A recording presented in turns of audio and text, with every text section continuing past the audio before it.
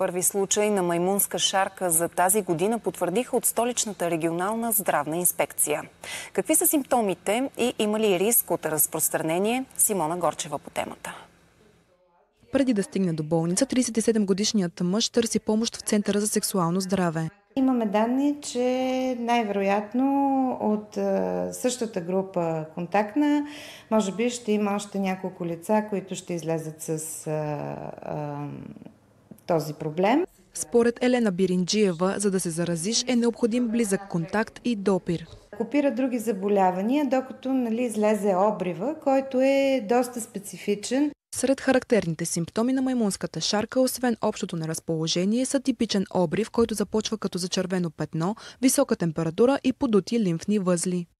От Националния център по заразни и паразитни болести успокояват, че епидемия все пак не се очаква. Това е една тлееща инфекция, която се разпространява на много ниски нива, разбира се. Така и в света. Има вече не повече от 500 случая за тази година. Според специалисти е задължително да се потърси и лекарска намеса и да не се прилага самолечение, а болните трябва да останат изолирани.